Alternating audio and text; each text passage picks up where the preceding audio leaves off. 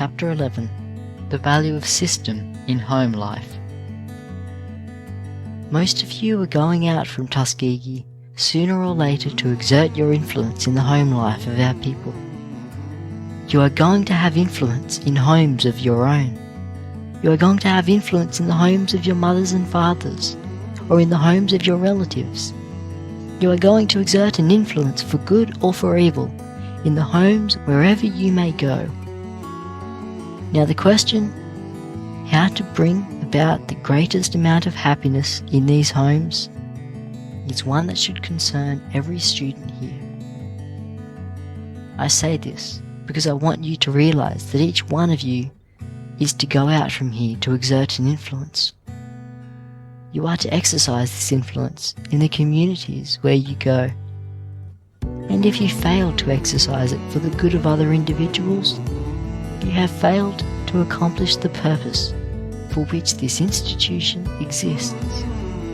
In the first place, you want to exert your influence in those directions that will bring about the best results. Among these, it is important that the people have presented to them the highest forms of home life.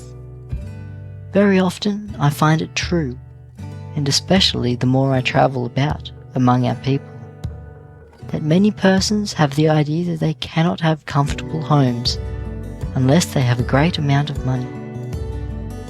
Now, some of the happiest and most comfortable homes I've ever been in have been homes where the people have but little money. In fact, they might well be called poor people. But in these homes there was a certain degree of order and convenience, which made you feel as comfortable as if you were in the homes of people of great wealth. I want to speak plainly. In the first place, there must be promptness in connection with everything in the life of the home. Take the matter of the meals, for instance. It is impossible for a home to be properly conducted unless there is a certain time for each meal, and promptness must be insisted on. In some homes, the breakfast may be eaten at 6 o'clock one morning, at 8 o'clock the next morning, and perhaps at 9 o'clock the morning after that. Dinner may be served at 12, 1 or 2 o'clock, and supper may be eaten at 5, 6 or 7. And even then, one half the members of the family are absent when the meal is served. There is useless waste of time and energy in this, and an unnecessary amount of worry. It saves time, and it saves a great amount of worry, to have it understood that there is to be a certain time for each meal, and that all the members of the family are to be present at that time. In this way, the family will get rid of a great deal of annoyance, and precious time will be saved to be used in reading or in some other useful occupation.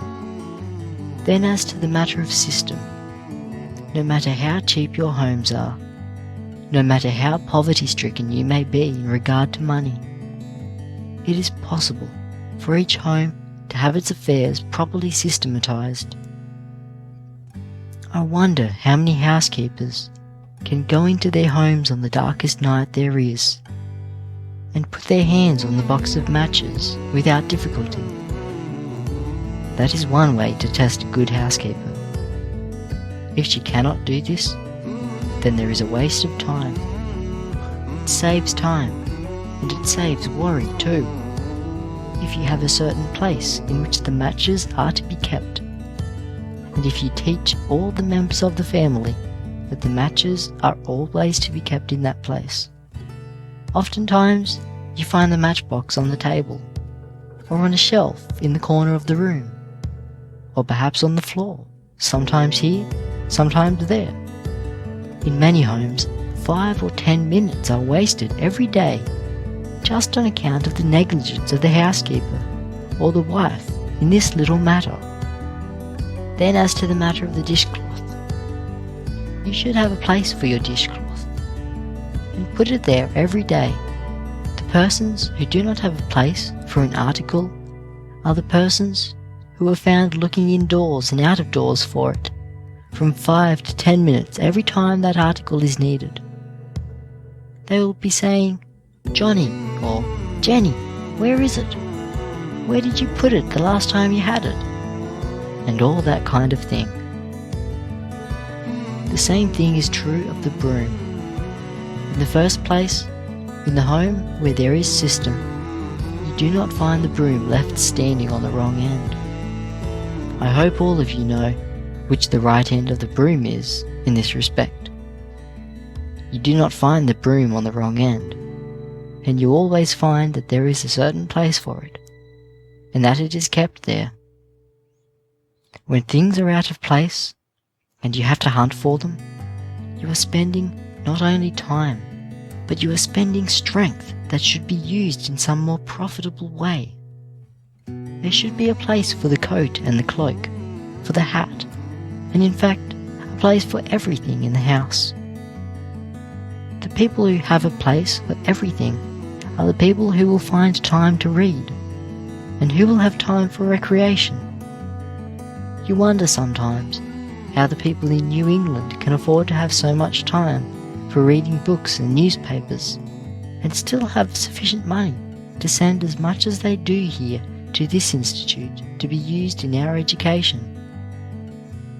These people find time to keep themselves thus intelligent, and to keep themselves in touch with all that takes place in the world, because everything is so well systematized about their homes that they save the time which you and I spend in worrying about something which we should know all about.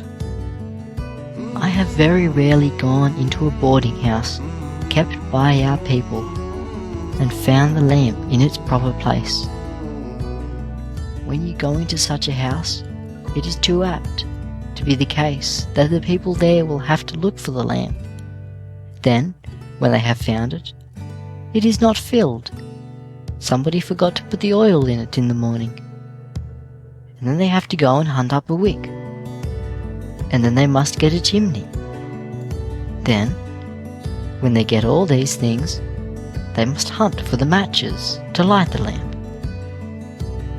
I wonder how many girls there are here now who can go into a room and arrange it properly for an individual to sleep in. That is, provide the proper number of towels, the soap and matches, and everything that should be provided for the comfort of the person who is to use the room, put in the room and put in its proper place. I should be afraid to test some of you. You must learn to be able to do such things before you leave here, in order that you may be of some use to yourself and to others. If you are not able to do this, you will be a disappointment to us. End of Chapter 11. The value of system in home life.